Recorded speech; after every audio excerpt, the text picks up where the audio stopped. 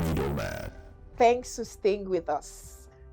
My case, government business. There is supposed to be a simple principle behind government. Government exists to serve the people. But what happens when government starts looking less like public service and more like private enterprise?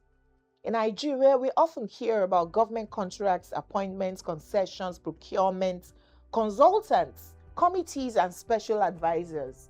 None of this is automatically wrong.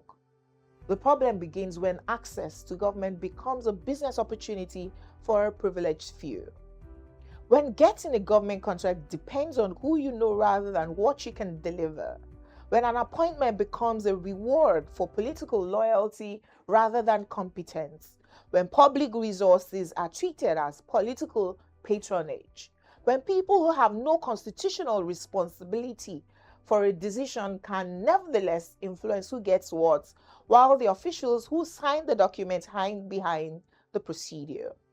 That is when government stops looking like public service. It starts looking like a marketplace. And Nigerians become customers in a business they already paid for. We pay taxes, levies, custom duties, and all manner of government charges. Government takes that money and is supposed to provide security, roads, healthcare, education, clean water, and other public services.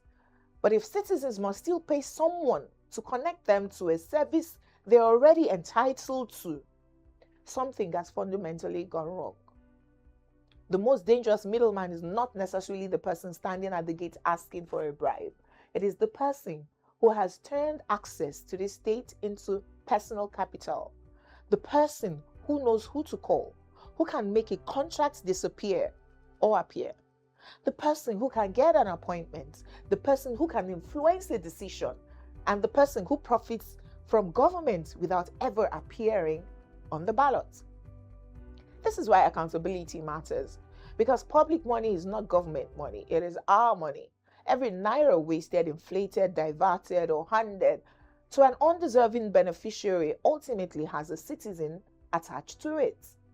A child who doesn't have a functioning school, a patient who can't access proper healthcare, a community without a road, a family living without the basics, a young person without a job.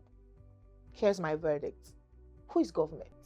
Who is doing business with government and who is benefiting from it?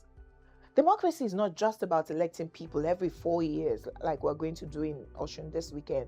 It is about ensuring that the people we elect remember that they are managing public resources, not inheriting private property.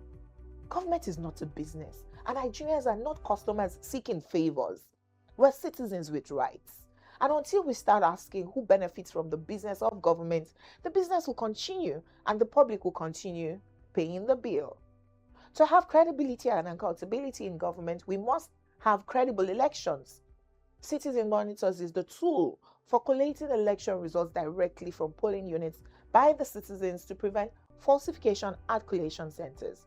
Let's start with Osun this Saturday. Download Citizen Monitors on Android or register on citizenmonitors.com. Nigeria, under you and I, must succeed.